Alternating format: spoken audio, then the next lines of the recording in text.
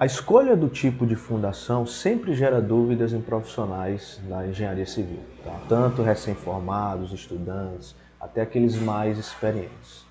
Mas qual é a ideia geral para a gente escolher uma fundação superficial que a gente aprende, né? Comumente, então muitos daí devem ter essa ideia em mente. É a partir do NSPT, tá? A ideia geral é que para mim utilizar uma fundação superficial, eu tenho que ter um NSPT aí maior ou igual a 10, tá? Alguns autores aconselham de 12 a 15. Só que veja, quando eu utilizo somente a análise do SPT, eu posso escolher soluções ruins. Por quê? Recentemente um ex-aluno meu me procurou, ele estava lidando com um projeto de uma casa de médio padrão, tá?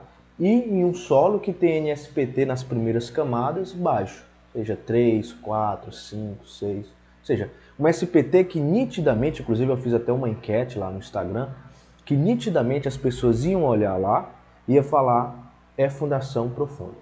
Só que veja, se esse cara, se esse meu ex-aluno, né, ele mandasse para a obra um projeto de fundação profunda, num local que lá eu até esclareci, não se tem o hábito de fazer fundação profunda, ou seja, a fundação profunda mais próxima para ser executada estava a quase 1000 quilômetros de distância do local. Isso ia inviabilizar o empreendimento, porque os custos das fundações iam chegar a ser 50% do valor da casa.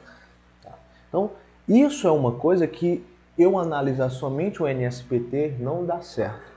E aí eu vou trazer para vocês uma dica bem interessante, que inclusive a referência vai estar aqui na descrição dessa análise que eu acho mais interessante para se fazer. Como é?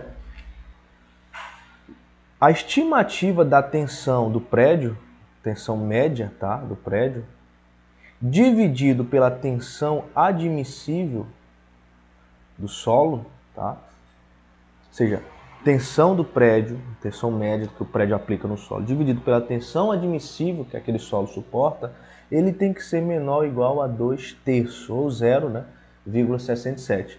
Se isso acontecer, eu posso utilizar a fundação superficial. Olha só que interessante essa análise, né? Eu não estou considerando somente o solo para fazer isso. Agora eu estou me preocupando com o prédio, com a carga que está sendo aplicada.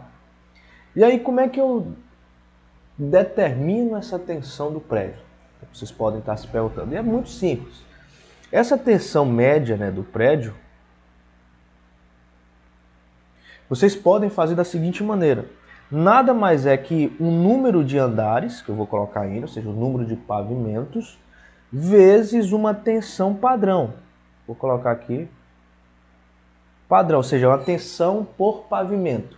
E aí eu já adianto para vocês que comumente utilizamos aí 12 kN por metro quadrado em edificações aí, por pavimento, em edificações residenciais, escritórios, tá? Se você estiver trabalhando com uma coisa mais específica, sei lá, um pavimento que vai suportar cargas que não é comum. Então aí você tem que fazer uma análise melhor. Mas esse número aqui, 12 kN, serve muito bem para fundação superficial e profunda. Ou, muito bem para prédios residenciais, né, e escritórios. E aí, ó, multiplico pelo número de pavimentos, tá? Então vamos fazer um exemplozinho aqui para vocês entenderem. Então veja só, vamos analisar uma casa e um prédio em um mesmo solo, um solo que tem um NSPT baixo, tá? Então vamos colocar aqui que a tensão admissível do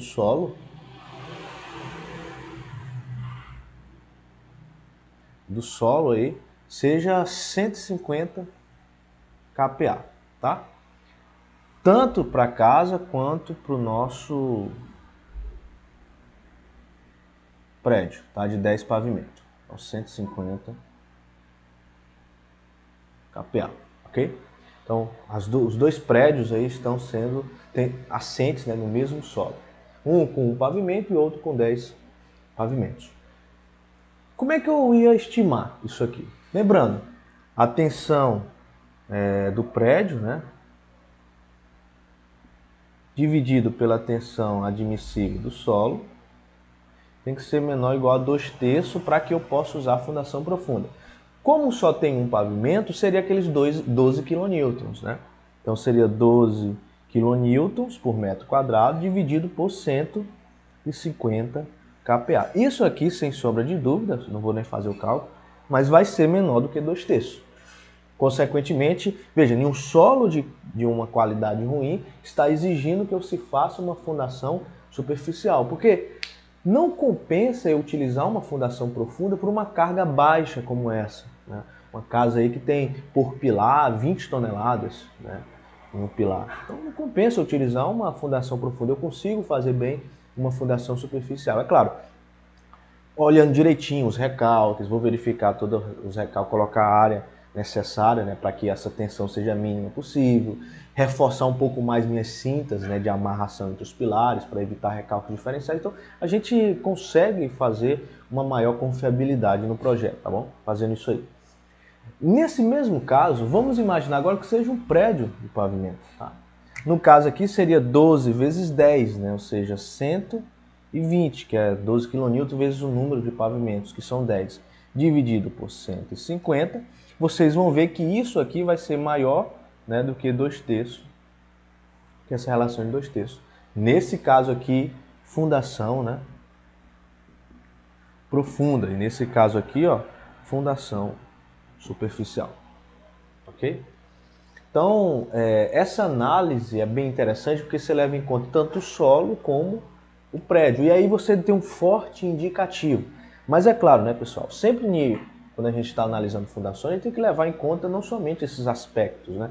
A gente precisa levar em conta a execução, a possibilidade de equipamentos, se há prédios, né, circunvizinhos, prédios históricos, coisas que vai limitar, né, as minhas soluções.